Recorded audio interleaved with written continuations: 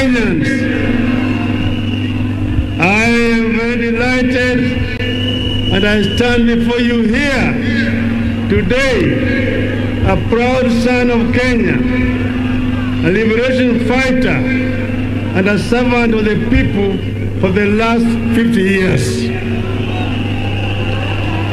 Today, I boldly declare that I'm neither repentant nor regretful of my own experience in the fight for a liberated Kenya. I bear my physical and psychological scars with pride. And this is because my country was worth it then and is worth it now. I bear scars of liberation with pride and embrace the blood, sweat and tears they cost me. By the way, the tears from the torture chambers are still running, as you can tell from the handkerchief that never leaves my hand. For years, I was not allowed to speak with other inmates. In fact, for 60 straight years, I did not sleep on a bed. For months on end, I was either held incommunicado, in solitary confinement, or handcuffed and in transit to the next prison or detention camp. A relative died, including my beloved mother and my own brother, and I never got the chance to say goodbye. I would not wish this to torment upon anyone, not even my worst enemy. Together with my comrades who endured torture and survived those dark days of despair, we would never let Kenya degenerate down the road of terror. No, not on our watch, not on my watch. But there was a positive side to my story. It's about a friend, Alando, of legendary beauty, with the brave heart of Luanda Magere. And this is the woman who stood by me when I was shunned by many. This is the wife of my youth, love of my life, and partner to death, Mama Aida Betty Nyawira Odinga.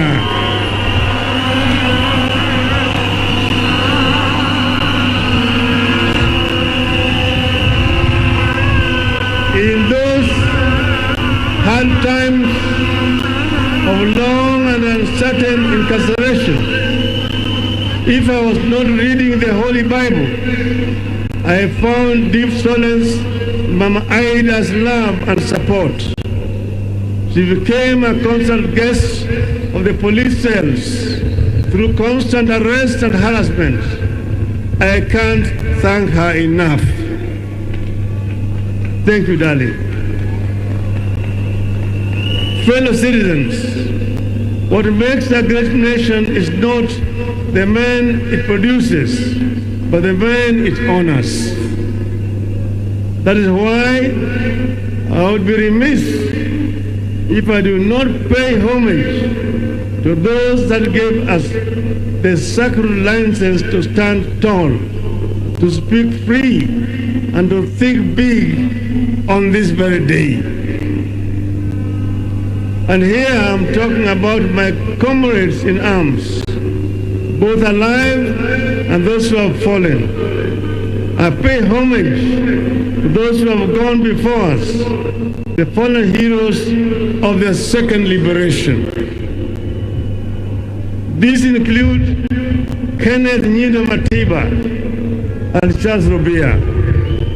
Many do not recall that I was detained at Community Maximum Prison on the same day with two compatriots, on the 5th of July 1990 for demanding multipartyism. Other fallen compatriots include George Anyona, Jean Maria Sirone, Martin Shikuku, Mukaru Nganga, Okioko Mbaka, and Wangari Maathai. I also pay homage to all the audacious martyrs who, for the sake of the people, chose constant crucifixion over relative comfort of conceding to repression. I hold the deepest respect to living icons like Mukami wa Kimathi, the wife of Dedan Kimathi. They called her the Wasp because, like Kimathi, her husband, Mukami was a fearless fighter who mobilized daring bands of women in complex undercover Mau operations. I salute her. Other liberators include Ngugi wa Thiong'o, whose powerful written words enriched the ideologies of the struggle against the one-party regime. Koigi wa Mwere, whose fearless voice inspired many to action. I remember Dr. Odhiambo Mbai, the fearless chair of the Devolution Committee at the Bomas Conference, who was brutally assassinated, and Dr. William Mutunga, who distinguished himself as a selfless champion of social justice and comrades in the detention chambers. We also had Katama Mukangi, Kaimoji Wachira, Alamin Mazrui, all those colleagues who were with us at that time. In the course of this struggle, there have been ups and downs, advances and retreats, but we have never lost our direction. At this point, I must pay homage to my brother, His Excellency, President Uhuru Muigai Kenyatta, for the foresight and sense of patriotism in initiating the dialogue that led to the handshake. It takes a seasoned statesman to shake the hand of his rival. I thank him. In the course of our discussions, we agreed that Kenya is greater than the two of us. We agreed that despite years of effort, Project Kenya has not quite taken the way of how our fathers envisaged. Where our founders envisaged unity, we have been held back by divisions, tribe against tribe, region against region, men against women, leader against leader. As if these divisions have not been costly enough, there are still massive efforts by other people to divide us further, as rich and poor, young and old. We agreed that where our fathers dreamed of plenty within our borders, poverty has taken deep roots in our land. We agreed that we must deal a deadly blow to corruption before it brings down our country. We resolved to work together to unite our people in order to realize the Kenyan dream as coined by our founding fathers. Justice is our shield and defender. May we dwell in unity, peace and liberty. Plenty be found within our borders. That is the foundation of the Azimio la Umoja. I must add here that with this reconciliation, I ask for nothing and I will never ask for anything except the opportunity to serve.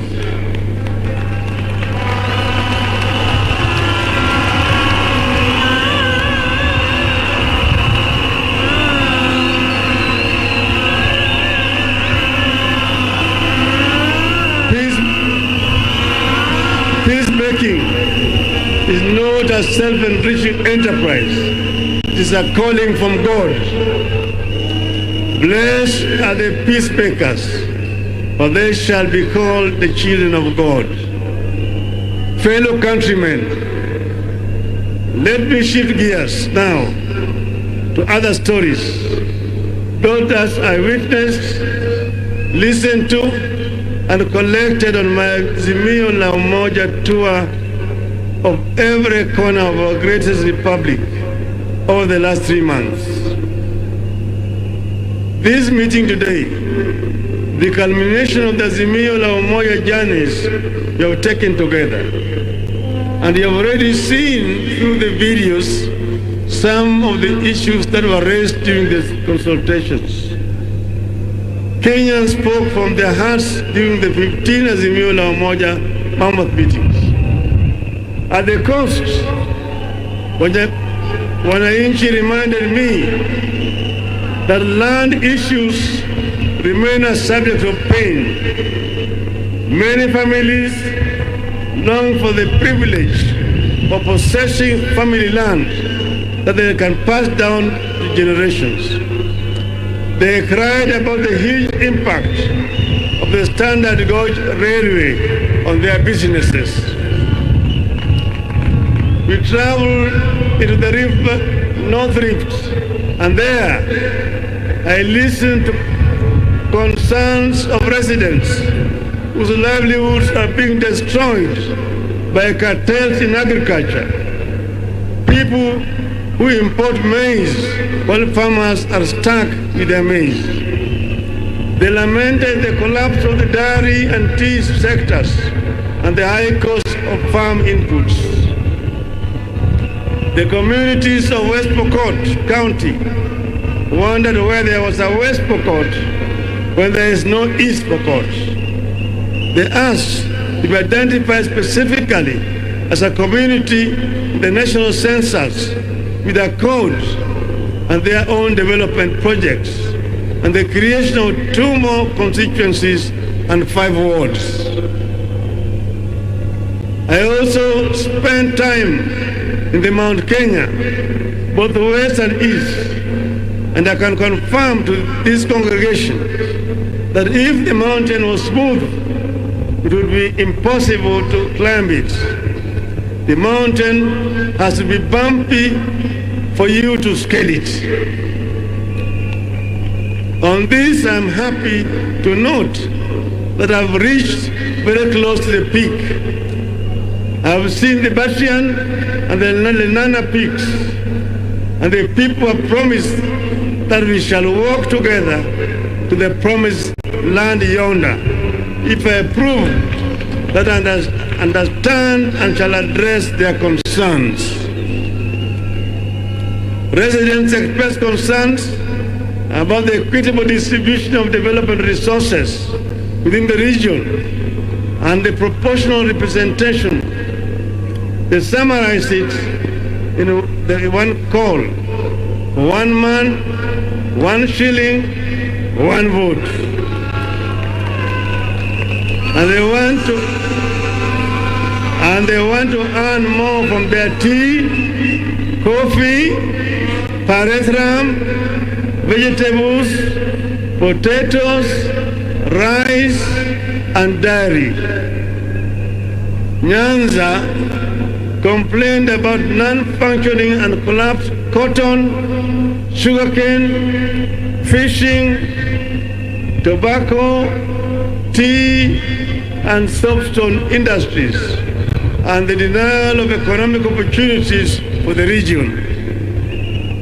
In Turkana, the continuing challenge of general insecurity, poverty, drought, and famine were raised repeatedly. In the lower eastern, The local communities complained of a serious lack of water, recurring famine, and lack of economic opportunities. Northern Kenya felt profoundly let down by Nairobi. Their children are being denied identity cards by their own country. Education is collapsing due to insecurity, and livestock sector is severely threatened by drought and disease. I took note that while our people of Mount Kenya spoke of 1 man, 1 vote, 1 shilling, Northern Kenya spoke of 1 man, 1 kilometer, 1 shilling. Indeed, Kenya is diverse in its needs and its ideas to address the needs.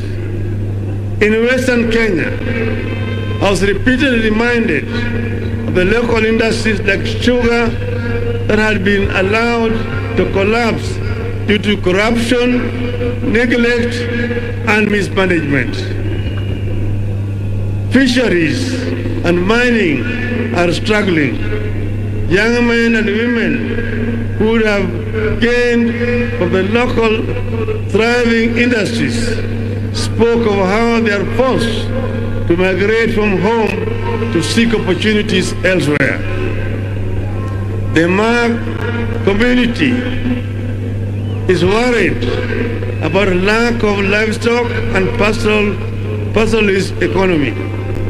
They worry about the environmental degradation upstream, which impacts them directly. They have their historical injustices over land. Then they are also concerned about the environmental degradation and the Mau forests.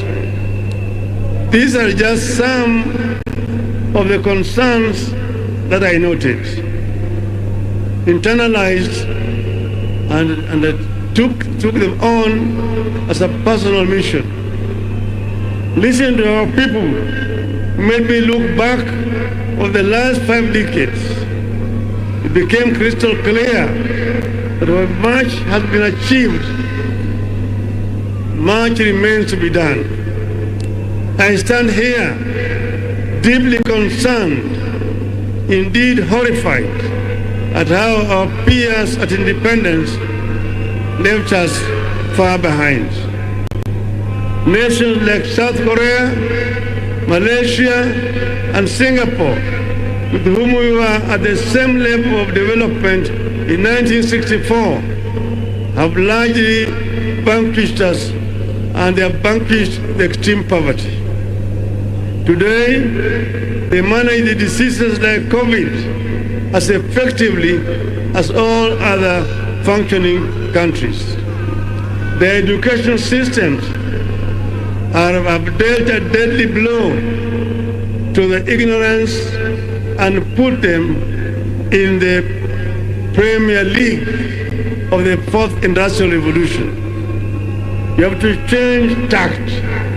We have to catch up. Fellow Kenyans, following the listening hours and to address the concerns that have emerged, we came up with a 10-point people's program as follows. Point number 1, inua jamii, pesa mfukoni. A nation's greatness is judged by how it treats its poor and vulnerable. Pesa mfukoni is a social protection program that will deliver 6,000 shillings per month to the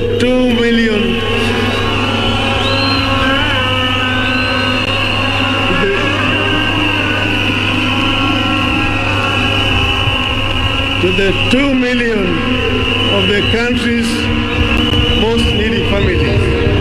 How much is that? And I want to emphasize It is not a handout, but an investment. That is interesting. And a foundation for a new transformational value chain that will also trigger massive economic activity and create thousands of localized small-scale businesses and enterprises across the country. This will lead to millions of jobs and the eventual development of a thriving middle class. The resulting middle class and small and medium enterprises will be a robust market for larger, more national corporations. Point number 2, Baba Care. Each of us has experienced the all-consuming strain that accompanies the ill health of a family member. We will ensure that each and every Kenyan has a social insurance, a health insurance plan. Those who cannot pay, the government will pay for them, so that no Kenyan should die or suffer or lack because of lack of money. Point number 3, kazi kwa wote. This is about securing the welfare of the people by generating avenues for productivity through job creation programs, for investing in the critical Juakali sector and other micro and macroeconomic stimulation schemes. Point number 4, uchumi kwa kina mama. This will focus on the true multipliers of the wealth in our community, our women. The program will unlock access to financing for women-led businesses and provide support for women and other enabling factors such as access to assets for production, land tenure, and proportional representation in all government levels. Point number 5, hashtag inawezekana. We know that our youth are closer to the future than we are, but they are exploited as cannon fodder for bad politics. Now more than ever, we need to invest in preparing our youth for that future. The program will equip our youth with the mindset, skills, funds, and technology to enable them innovate at par and even surpass their global counterparts. Point number 6, waste not a single child. Education is non-negotiable. This program will be an aggressive scheme to ensure that all, not some of our children, get rightful access to quality education. Point number 7, for Northern Kenya. Sorry. Point number 7, fukuza njaa.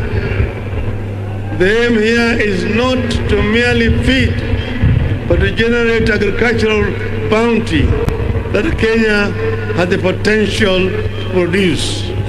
We will factor in climate change, adaptation, and mitigation to support and help realize high agricultural productivity across the nation.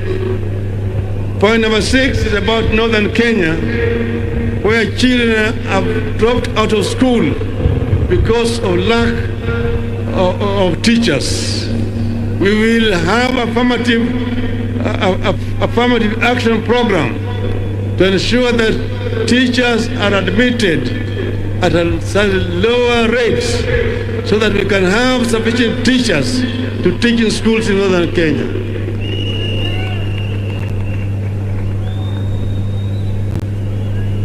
Point number 9, one county, one product. I firmly believe that the idea of devolution in Kenya has the transformative potential of rich mineral mines, abundant oil fields, and other traditional markets of our nation's affluence. One county, one product program designed to be a launch pad to a Kenya which consumes its products, exports excess, and registers surpluses, no deficits.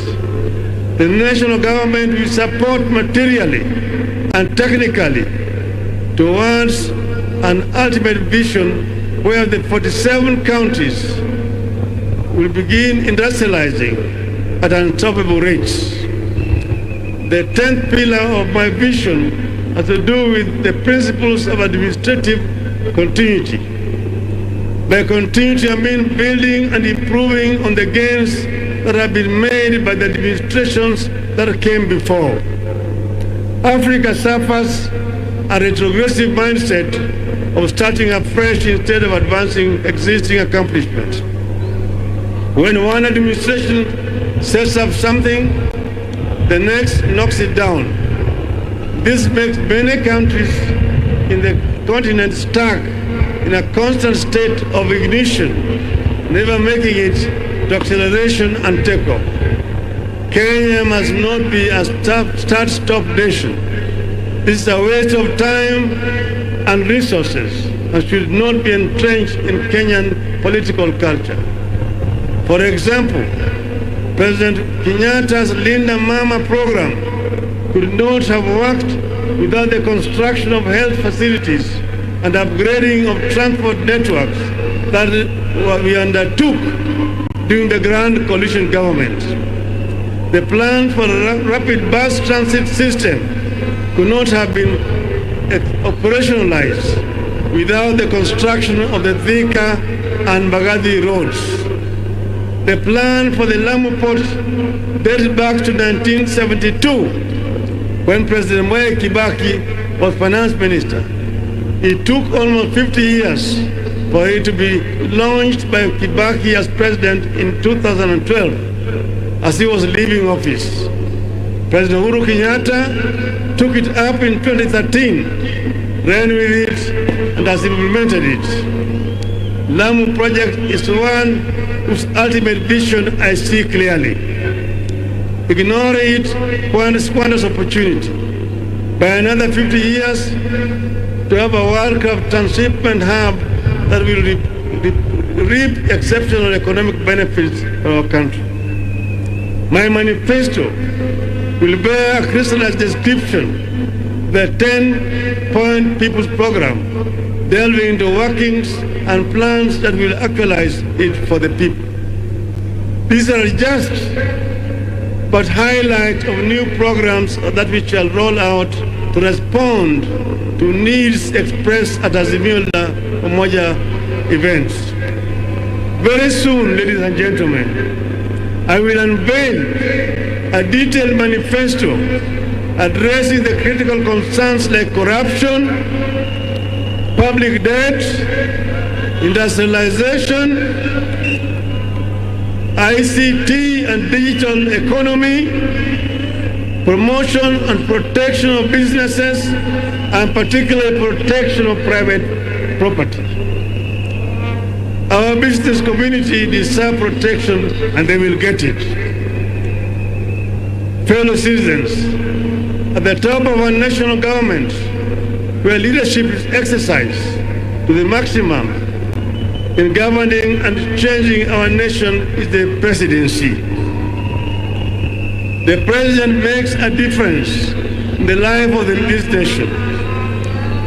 Having listened to your calls during our conventions, give my credential to this congregation and the nation at large, and having spelled out the people's aspirations as I understand them under the Azimio la Umoja, and having given my 10-point vision for Kenya on this day of December 10th, 2021, I, Raila Amolo Odinga,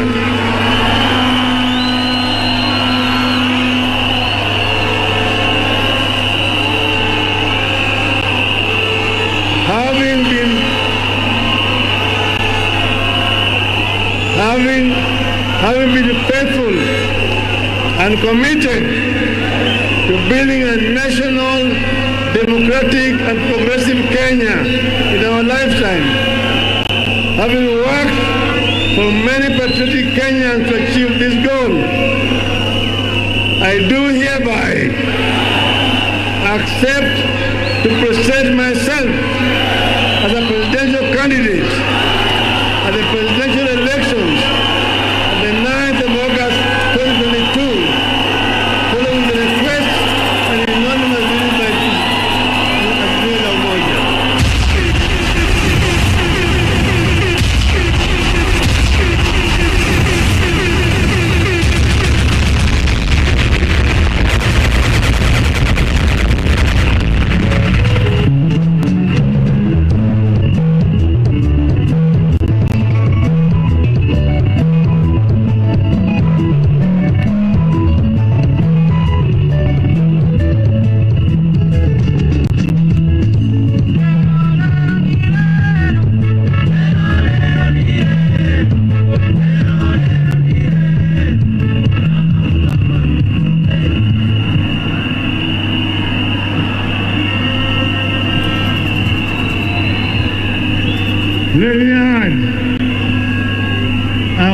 I'm not running for the president to oppose anyone, but to propose better policies. I'm in this race to build one indivisible nation. I'm not at war with any personalities. I'm at war with ideologies that will lead this nation in the wrong direction. Ideologies that divide us instead of uniting us. Ideologies that put the personal above the national good. Now I want you to listen to me. Vijana mpo? Vijana we? Wacha nimalize kwa Kiswahili.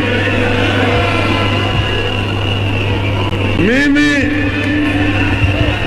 natoa shukrani kwenu nyote kwa kufika siku ya leo kwa wingi kwa hii sherehe yetu ya leo. Na sasa mimi nataka kutangaza, baada ya sisi kuzuru Kenya mzima na kuongea na Wakenya, nilikuwa nimewauliza, baba endelea siendelee? Siendelee. Sababu leo nimejibu ati baba ataendelea, na tarehe 9 mwezi ujao, mwezi wa 9, baba atakuwa kwa kinyang'anyiro ya kugombea kiti cha urais wa Jamhuri ya Kenya.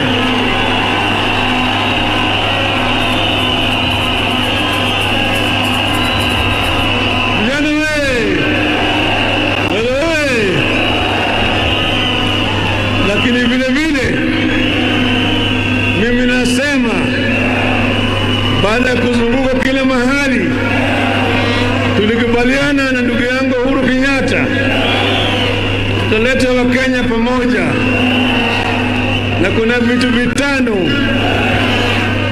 Moja naitwa utu, pili ni undugu, tatu ni umoja, nne ni usawa, tano uzalishaji. Haya yote tuliunganisha pamoja na kinaitwa azimio la umoja. Kwa hivyo nataka lend my ears. Ngojeni kidogo vijana.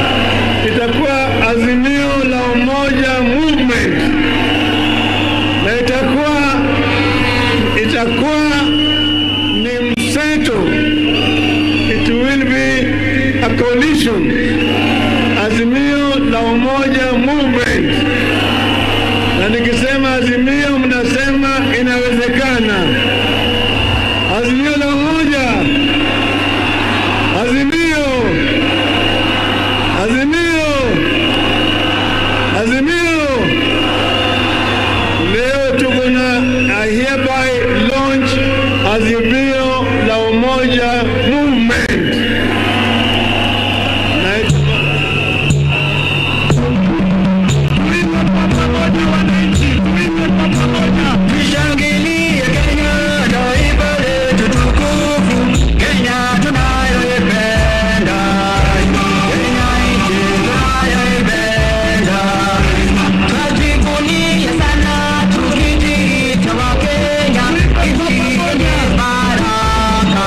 Excellent, sir. I take this opportunity to invite you. Wapule DJ. And now, let us be upstanding to welcome on stage the United Democratic Alliance presidential nominee for the 2022 August general elections, His Excellency Dr. William.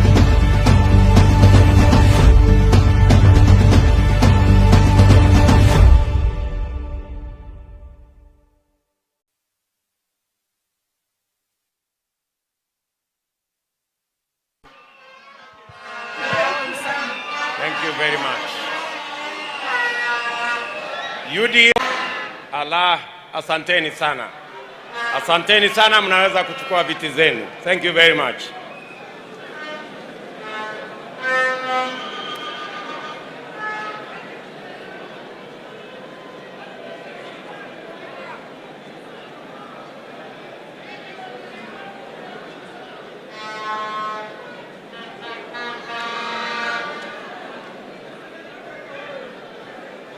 Mwenyekiti wetu Mheshimiwa Johnson Mudama, katibu wetu wa chama Mama Veronica Maina, officials wote wa chama chetu cha UDA, marafiki zetu, viongozi wa vyama mbalimbali ambao wamekuja kama marafiki kuja kushuhudia sherehe hii yetu ya leo, ndugu wa bunge, magavana, maseneta, MCAs na wajumbe wote wa chama cha UDA.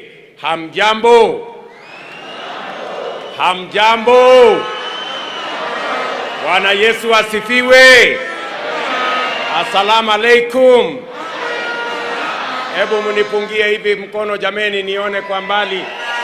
Asanteni sana. Asanteni sana.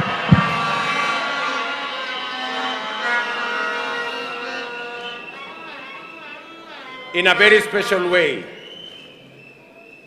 this afternoon,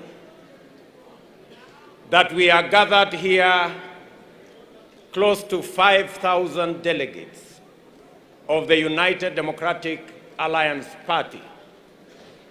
It is a historic moment because this is a party that a year ago was not the party we have today. It is the effort, the commitment, and the hard work of many people in Kenya. Today, the United Democratic Alliance Party is the largest party in the Republic of Kenya.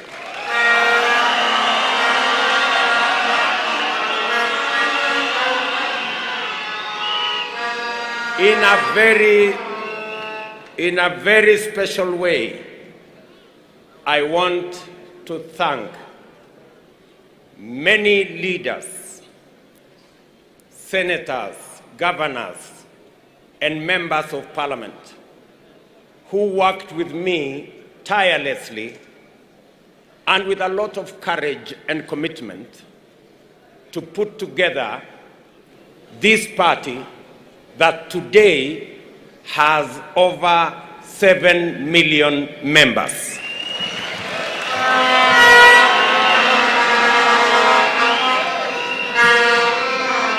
The effort to make this party what it is today is not a personal effort of just the leaders. Many hustlers in different parts of Kenya, people who are engaged in all businesses have registered, have supported the registration, they have financed the registration, they have facilitated the registration, and I want to tell each and every one of them today a very big thank you for making UDA what it is today.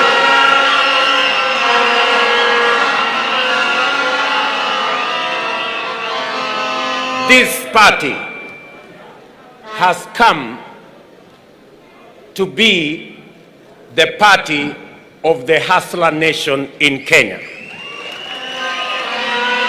This is the party. This is the party where you will not be asked about the name of your father. This is the party. You will not be asked to give your bank account. This is the party for every Kenyan from every walk of life. And I want to say, I am a very proud Kenyan today that you have bestowed upon me the responsibility to be the party leader of this great movement.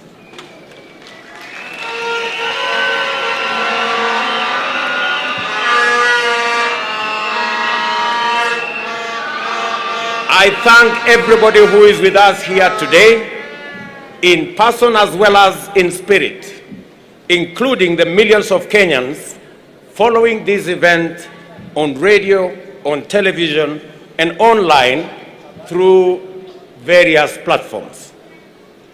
I am grateful for your support, sacrifices, and the time you have taken to congregate at this culmination of a most eventful journey in our lives. I do not take your support and your time and your interest for granted. And as always, I welcome you to walk with us on this road until we knock on the gates of our glorious tomorrow. I thank our party delegates for the work they have done in guiding the hustler nation through a transparent nomination process, and for their consideration in bestowing upon me the immense responsibility of representing the United Democratic Alliance in the forthcoming presidential elections. I am profoundly humbled and immeasurably honored. And I accept your nomination to be the United Democratic Alliance candidate in this year's presidential election.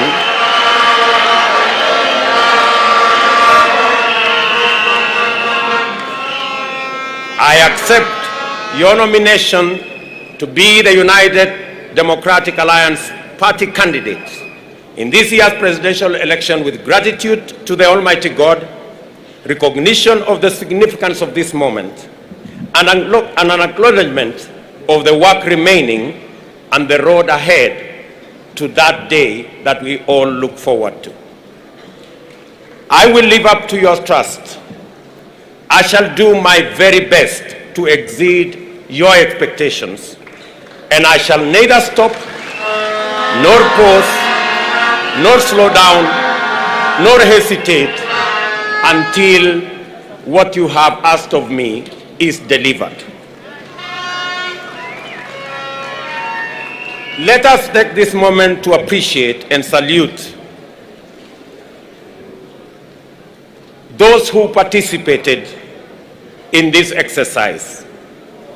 Tracy Wanjiru, a courageous lady still in university, resolved to transcend all the intersecting setbacks and barriers to her aspiration to offer leadership and to make her voice heard. Jeffnel Nyakwama also rose up to meet this hustler moment by emphatically saying and demonstrating that the youth of this country have a place in leadership at every level. These young Kenyans fill my heart with joy and hope.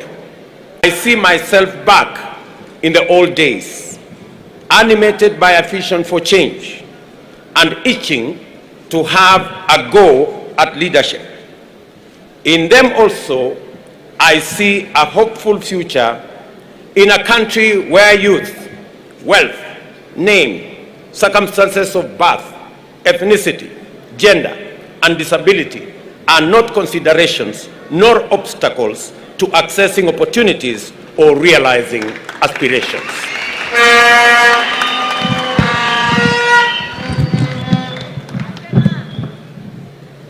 As you are perfectly valid and good to go. You did not wait to be invited to the leadership conversation. Sometimes the invitations never come. You took your chances, entered the room, and sat at the table. Please, do not leave the table.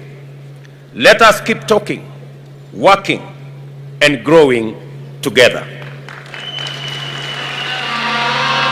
I thank the United Democratic Alliance for extending us all opportunities to contest leadership positions without discrimination. Let us always strive to live up to our fundamental ethos of uniting our nation through the inclusive and participatory quest for opportunities for everybody. I am aware that this time round there are thousands of young people giving everything to our movement: resources, time, strength, ideas, and moral support.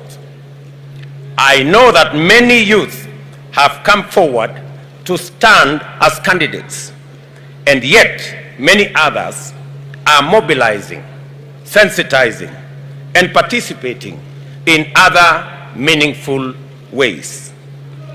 The Hustler Nation is a young nation. The voice as well as the aspiration of Kenya's young people form an essential pillar of our movement. I therefore want to register my gratitude and appreciation and assure you of my commitment to open up opportunities for young people to thrive and drive the progress of our nation.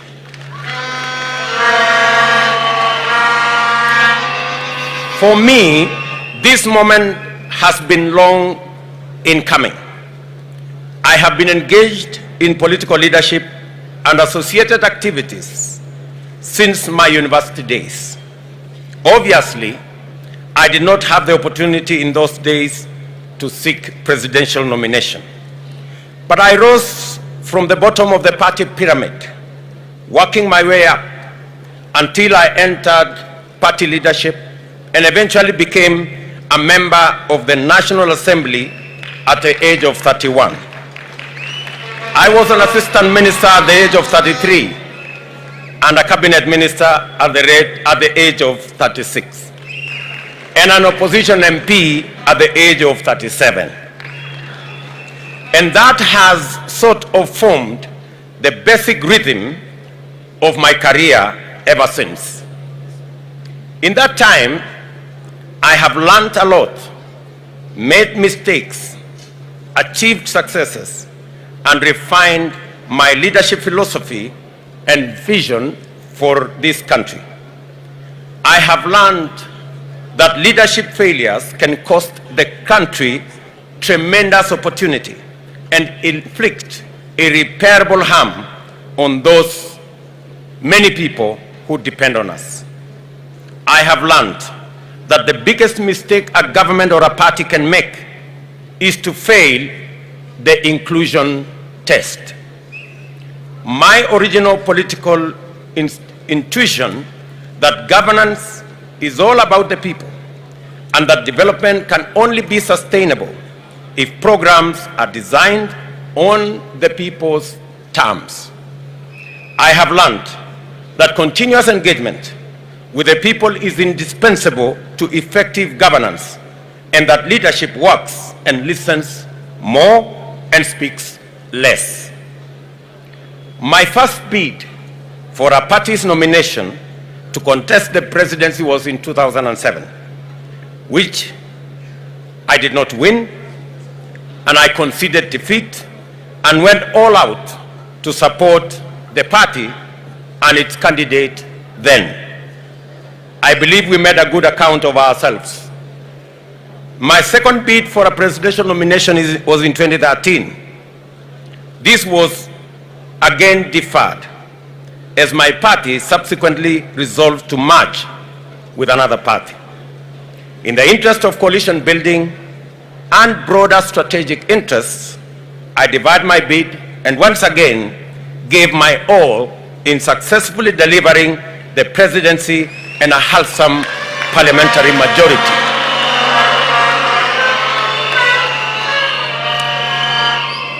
Today, I know without any shadow of doubt that the time has come to represent the hustler nation. The time has come to go all the way to the finish line and secure the place of the hustler nation at the decision-making table.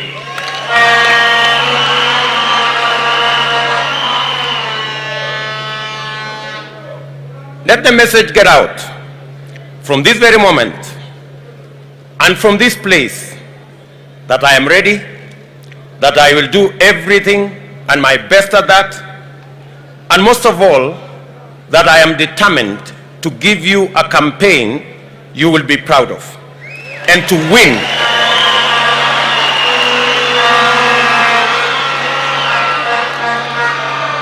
And to win for our party, our coalition, and for the people of Kenya. Let the word reach out to our friends as well as our rivals that we are prepared and we are inspired to do all we can to go to every place and to work with everyone to open the doors of inclusion, opportunity, and enterprise in order to move Kenya to the higher level. After all, this is what hustlers do every day. Let me state a fairly obvious fact. I am the first elected and serving Deputy President of Kenya. It has been the honor of my life to be elected to this position, and I will forever remain profusely thankful to my friend, President Uhuru Kenyatta, for a successful working partnership in 3 elections. I have discharged my duties faithfully, and there is not a single task that the President assigned me which I did not execute in full.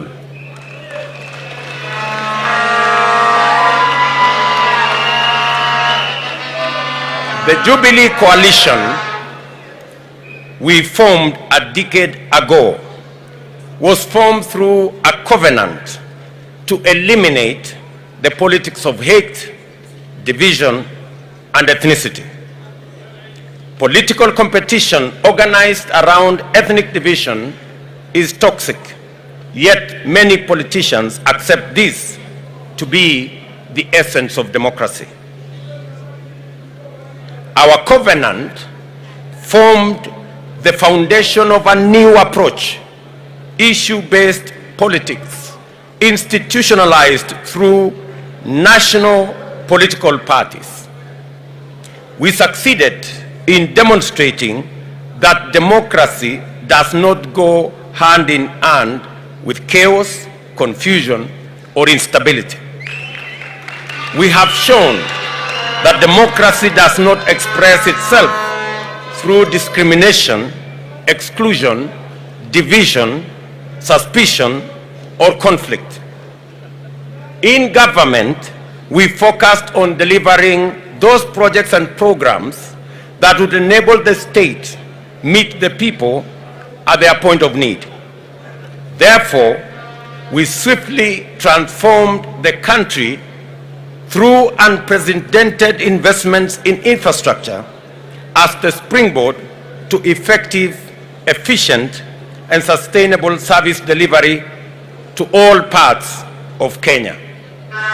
As a result, we built a new, modern, 700-kilometer long standard gauge railway, constructed 10,000 kilometers of new tarmac, and connected 6 million people to electricity.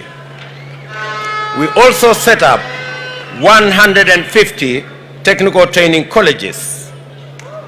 The next phase of our transformation was going to be the Big Four agenda, which would leverage these foundational undertakings to ensure that the economic and social rights of Kenyans would be actualized by creating jobs for millions of young people out of school, out of college, and out of our universities. It would also transform agriculture to increase food production and to lower the cost of living and increase money in the pockets of millions of farmers. Big Four would also radically change our delivery of healthcare by rolling out a comprehensive universal health program. This would complete the task of transforming Kenya that we had been assigned in 2013. From 2017, however, the party backpedaled on its foundational commitments, including the founding covenant. The party rejected national, inclusive, issue-based transformative leadership and embraced parochial, ethnic, divisive, and retrogressive politics. It defaulted to tribe as the organizing variable of our politics and governance. It privatized governance and weaponized public policy and institutions. It pursued personal politics of congregating an entitled few to express their individual wishes as community interests and translate their private consensus as national policy. In our first term, we made exceptional progress in setting the stage for national transformation. In our second term, we witnessed accelerated regression into the tyranny, personality cult politics, and the weaponization of public offices to intimidate, harass, and persecute Kenyans perceived not to worship those in power. Many large enterprises were destroyed. Many business owners harassed. Many leaders subjected to humiliation, intimidation, blackmail, because their only crime was holding contrary opinions to those holding the levers of state power. A new frame of national unity was engineered in undemocratic and in terms which rationalized grounding and swallowing the whole opposition and the vandalization of the Constitution to accommodate corrupt and dangerous ethnic arrangements. At the same time, the Big Four agenda was abandoned, pushed into the back burner, as execution of its flagship projects was left at the mercy of forces of emergent state capture. Those who remained loyal to our founding vision were shunned, hounded, threatened, and then persecuted. This is how we lost 4 years that would have gifted us with a brilliant blossoming of a beautiful dream which inspired millions of Kenyans in 2013. To his credit, my friend the President did inform me that he needed space to work on his personal legacy as the 4th President. I obliged, and this led to my eventual retreat to the margins of a government that I had participated in forming. The past 4 years have provided me special moments to be able to engage consistently with ordinary people. As Deputy President, I have worked directly with Wananchi, going to meet them in their villages, their markets, their farms, and their places of work, and to have practiced the leadership of listening more and speaking less. All through my political journey, I have believed in walking with the people, listening to them, and doing my best to do what they want, not what I think will be a monument to my own achievements. I have learned that our plush, comfortable, secure offices are inaccessible to the majority of the people who need them the most. As a leader, this is a huge setback because it costs us the opportunity to be useful and effective. These engagements taught me a lot about things I thought I knew. Most importantly, they reminded me the most important question of all: what does the government do, and for whom does it work, and how therefore should it work?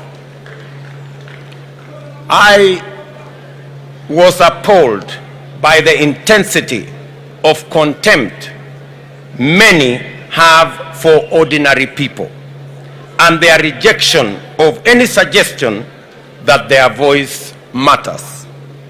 I remain sorrowful over the hatred in the language that proudly despises the poor, the struggling, the hurting, the lonely, and the abandoned. Many of us have felt the stinging lash of this contempt, and we all know where it comes from. Behind the shameless deception that national unity is the coalescing of a few leaders to organize their selfish interests in an implacable sense of exclusive entitlement to the privileges associated with state power. This entitlement is the basis for the formulation of a cynical agenda to capture the state and disenfranchise ordinary people for good. That is why we have witnessed the criminalization of enterprise, the marginalization of livelihoods, and many parts form part and parcel of this contemptuous exclusion. We in the Hustler Nation believe that the measure of any society lies in how it treats its weakest and vulnerable members. We work from the bottom up because if we take care of the bottom, we take care of everybody. We want Kenyans to have opportunity to hustle from the bottom up. The top, therefore, must be understood to be everyone's aspiration, objective, and ideal destination. It is not bottom versus up. It is bottom up. It is not bottom versus up. It is bottom up.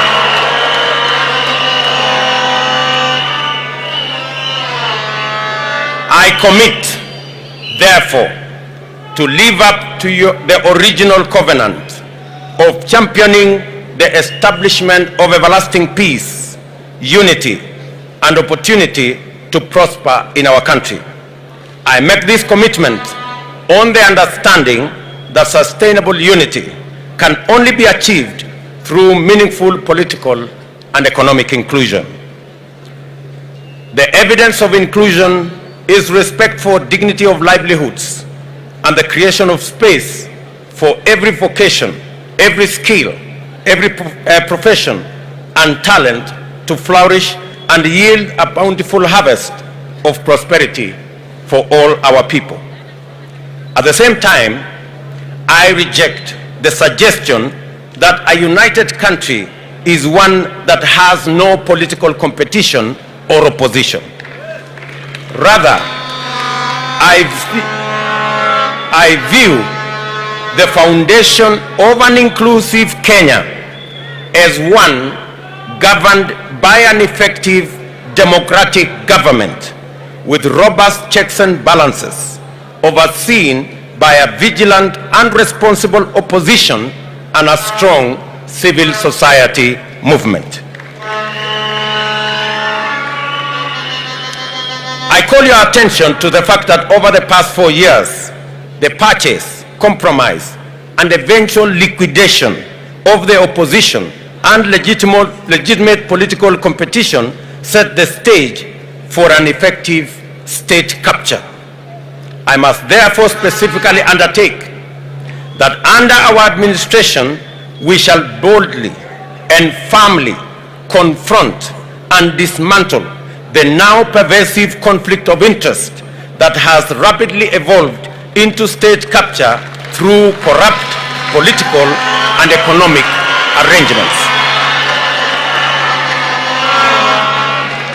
Public policy must not be customized to benefit the private and personal interests of a select few.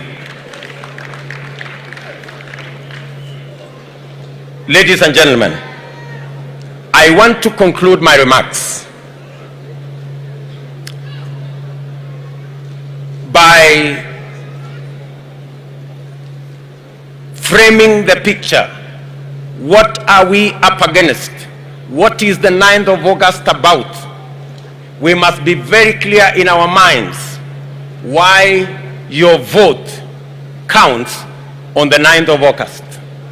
On the 9th of August, there will be a competition of ideas. There will be a competition of sides. We are on one side, our competitors are on the other side. Let me say this for clarity so that Kenyans go to the polls on the 9th of August understanding what is on the ballot. On the ballot on the 9th of August, the great people of the Republic of Kenya will be two groups.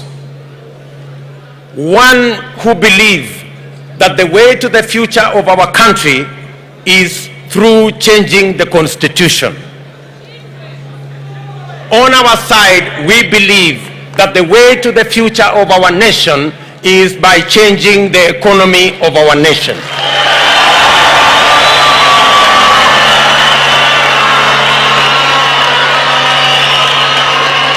We are seated here. We are assembled here as the United Democratic Party Congress with our friends from ANC and Ford Kenya and Tujibebe and Savina and TSP and CCK and CCM and all the other parties, united by one thing, our belief that the future of our nation is predicated on changing the economy of our nation. While our competitors believe that it is through the changing of the Constitution to create positions for a select few will treat our problem of exclusion, on our side, we believe that we need to change the Constitution to create opportunity, create jobs, create opportunities for millions of young people out of school, out of college, out of our universities, that therein lies the solution to the inclusivity question in the Republic of Kenya. We are very clear that we had this plan in 2017. Unfortunately, the forces who are against the people of Kenya, who do not want to share opportunity, who believe that Kenya is their privilege, who believe they own this nation, they sabotage the Big Four plan because they did not want the young people of our nation to get the opportunity to work and to get the opportunity to do business.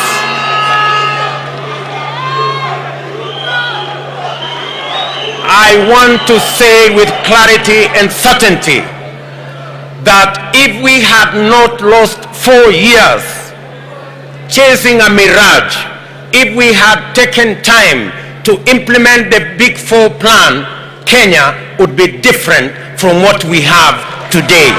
We wouldn't be having millions of young people languishing without jobs.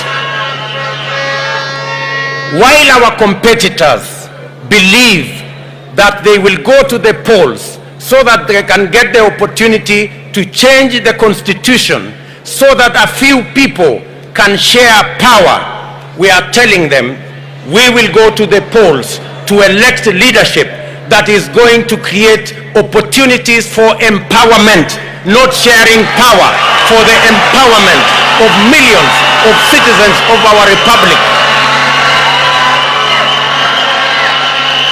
We want to remind our competitors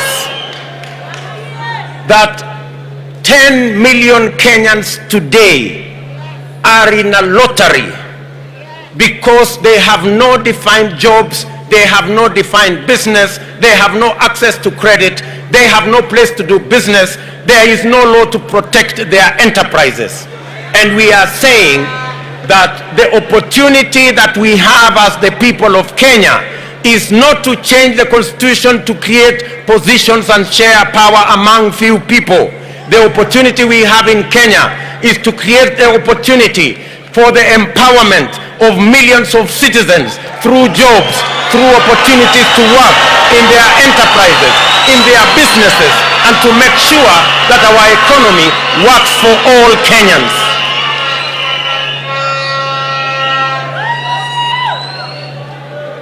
Our competitors believe that this nation should be about a few people who wield the levers of state power. We are telling them this country is not just about leaders. This country is about 50 million Kenyans.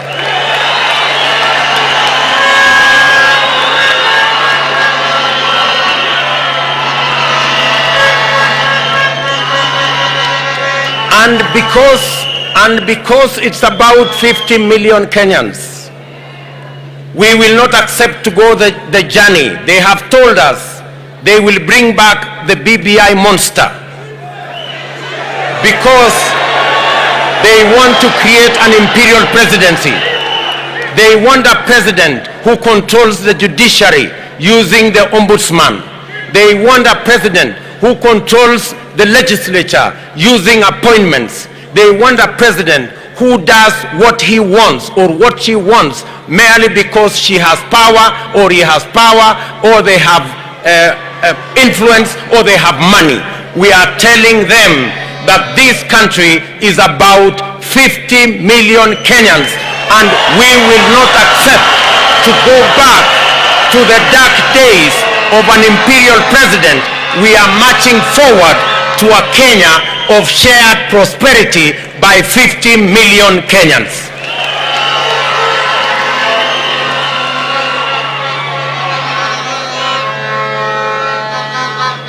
Our competitors believe that this country belongs to those in power. They believe in impunity. They believe in monopolies. They believe in cartels. We want to tell them we believe in the rule of law.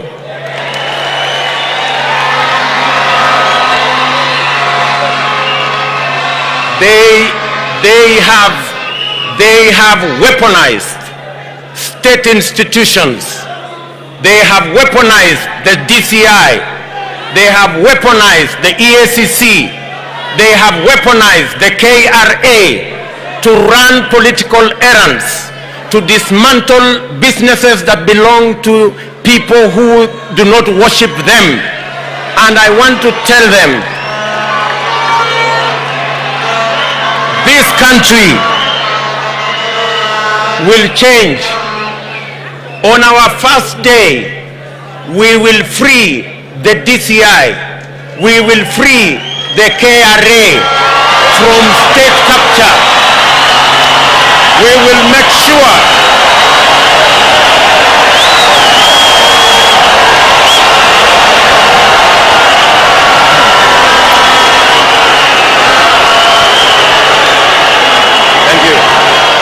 Thank you very much.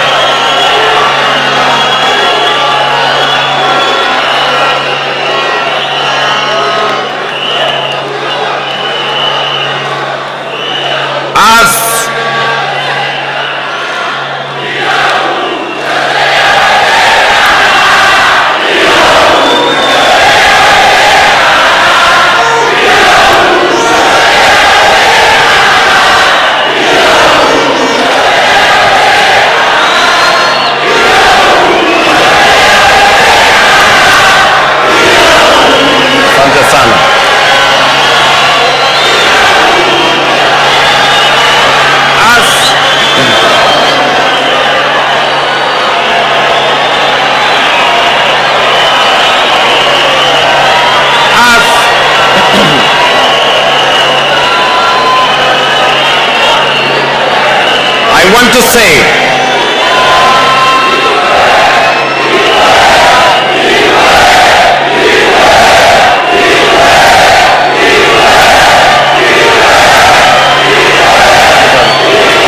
thank you very much.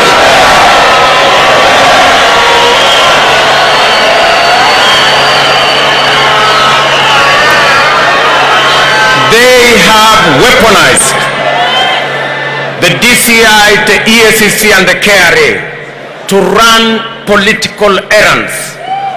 We will professionalize the DCI's office and the KRA for them to discharge their constitutional and legal duty.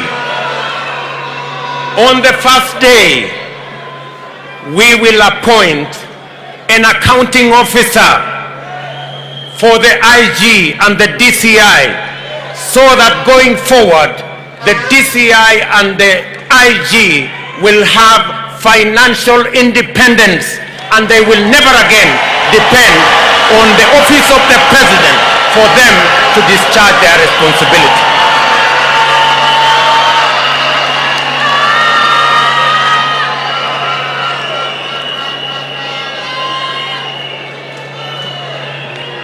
As they weaponize the KRA, we will do the complete opposite. We will professionalize the KRA, digitize the KRA, and make sure that it collects all the taxes professionally. And the 60% of the taxes that are not collected as VAT, we will make sure that we will create the mechanism, the digital platform, so that we can collect taxes and we don't have to fight Kenyan enterprises and destroy people's businesses.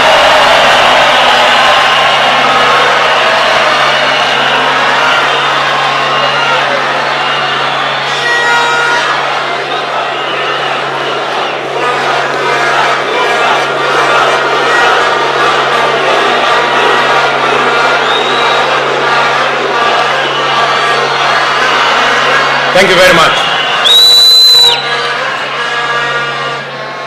Our competitors have proposed that they want to change the constitution so that they can make the judiciary to be subservient and to be accountable and to be answerable to the executive.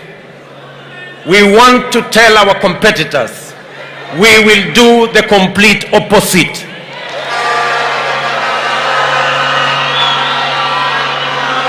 On our first day, we will operationalize the judiciary fund so that we can free the judiciary, give them financial independence so that they can discharge their responsibility of sorting out disputes, making sure that criminals are put behind bars, and making sure the corrupt find their place in jail, by making sure that they have the independence to discharge their responsibility without the current encumbrances imposed on them by resources that are not being released, because there is a deliberate move to ensure that the judiciary fund has not been operationalized, yet it has been in our laws for the last 10 years.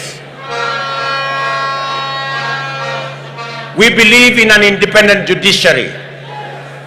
We want the judiciary to discharge their mandate independent of the executive.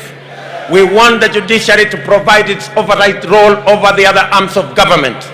We want the judiciary that will stand tall and make sure that they discharge their responsibility without encumbrances of matters to do with financial dependence on other arms of government. We want a judiciary that will be truly independent, that does not receive telephone calls from the executive for them to write judgments. We want a judiciary that is truly independent.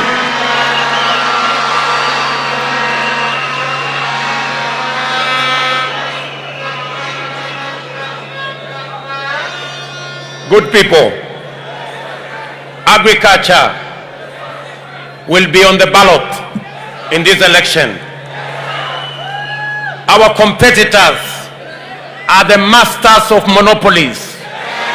They are the agents of conflict of interest. They are the agents of state capture.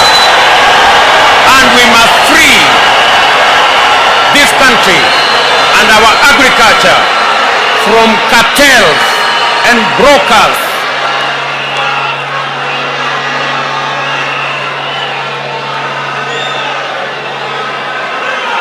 We are telling our competitors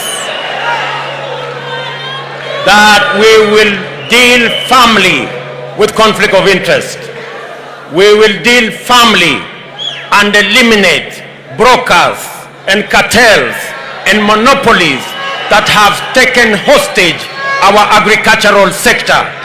And we will make sure that every farmer has access to quality seeds, has access to subsidized fertilizer, have access to markets, have access to good prices, and they have access to government support so that they can produce food for our nation, so that every farmer can earn a decent earning for their produce, and we can reduce the cost of living and make sure that every Kenyan has disposable income, and we can grow our economy, pay our taxes, and stop begging for loans and debts from other countries, because we can stand up for ourselves.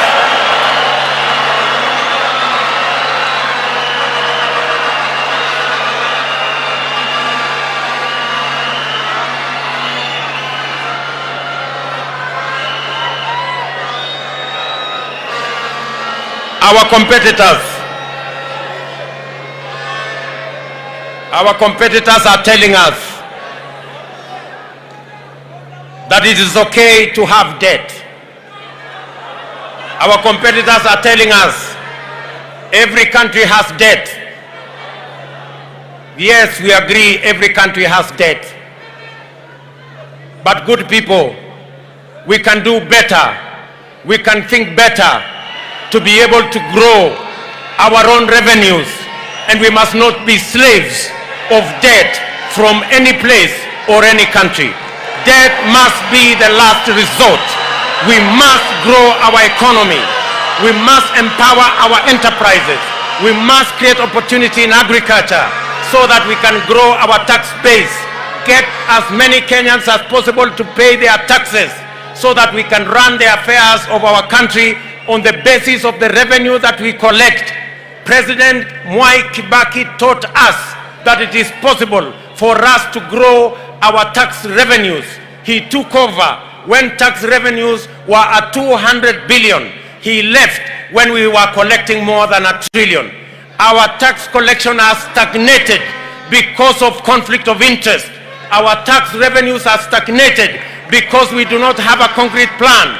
We are saying our movement will create a concrete plan that will expand our taxes so that we can double our tax revenues and reduce on borrowing and debts that can cripple our country.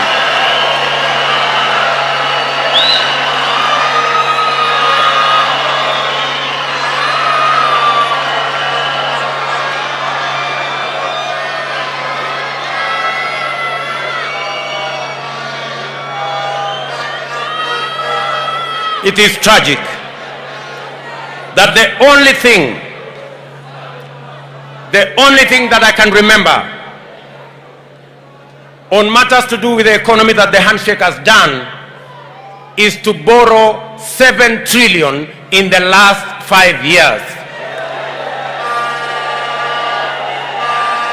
It is a tragedy that we must investigate.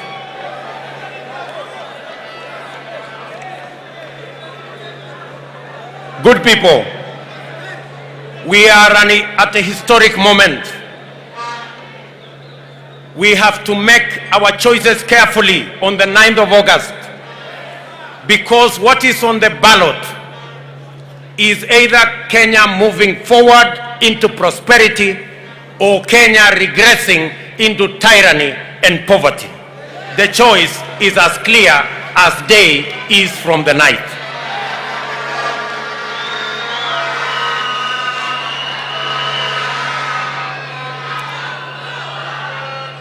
Let me conclude my remarks by saying we will create a comprehensive environment for Kenyans to save, a comprehensive environment for us to grow our own savings. Many countries have their savings in the region of 30 to 40% of GDP. It is only in Kenya that our savings as a percentage of GDP is around 7%. And it is because we think debt is the easier route. I want to say savings is the better route. And that is what we must go. That's what we must do.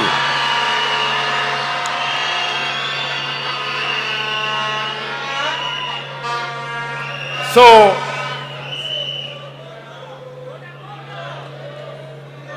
my good people of Kenya, let me say this contest has been defined. Kenyans know what to vote for in this election. You will vote for the people who are looking for power, positions, the cartels, the state capture, the conflict of interest, the brokers, or you will vote for the future of our country, the jobs for our young people, opportunities for our business people, opportunities for our farmers, an accountable executive, an accountable judiciary, an accountable government, and a future for everybody. That is what is on the ballot on the 9th of August.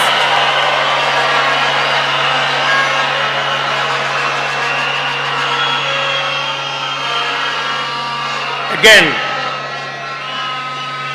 let me thank all of you for sparing time to listen to me. I appreciate your patience. I appreciate your commitment.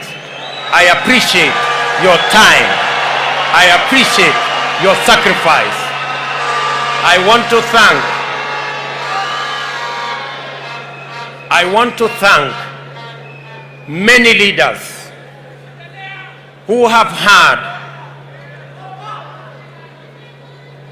to suffer and be victims of a weaponized fight against business, a weaponized fight against leaders.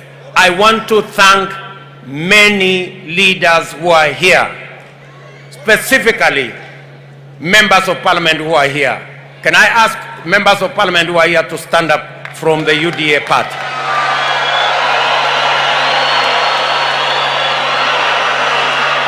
This, I also want to ask senators and governors who are here to stand up. Thank you very much. These men and women have been subjected to blackmail. They have been persecuted. They have been threatened.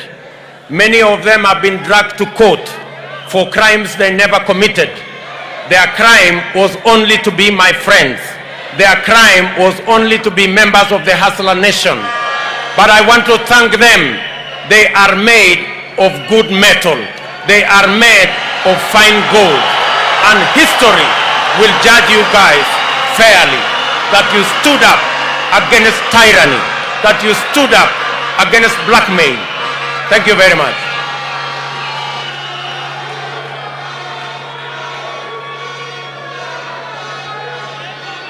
The weaponization of the DCI, EACC and KRA is not limited to these leaders. It goes to many business enterprises have been crippled and destroyed by a weaponized DCI, EACC and KRA. Today, it is not just the big business. It is not just Humphrey Karaoke's business. It is not Tabitha Karanja and Keroje business. Even the border today are victims of a weaponized fight against people who don't share in the belief of those who hold the levers of power today. And I want to promise them that power is transient and the people of Kenya will overcome. We will not submit to your threats and blackmail. We will not bow to you. We will not worship you. We worship the living God in heaven. We worship no human being.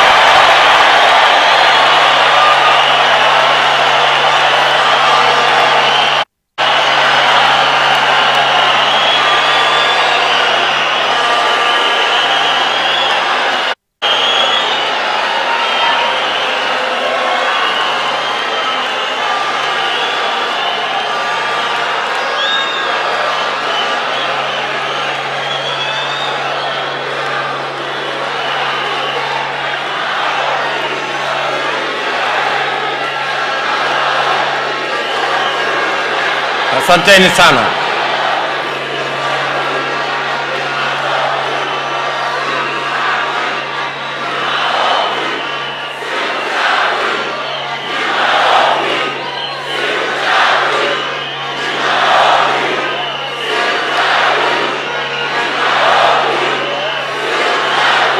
Asanteni.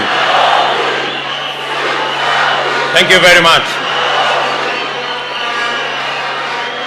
I want to say from this podium,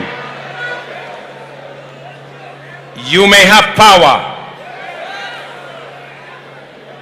you may control the levers of power, but we believe in God, the all-powerful.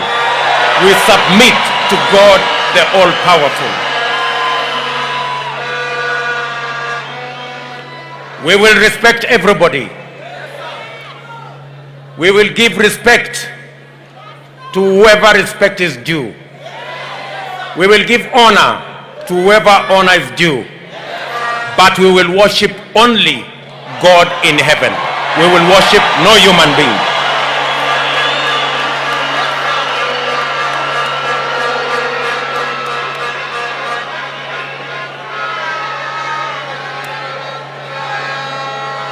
I want to thank you very much for listening to me. I accept this nomination with humility. I commit that I will do my very best to make sure that I don't let you down and that I actualize the aspirations and the wishes of each and every one of you and make your dreams come true. Thank you very much. God bless you. Asante.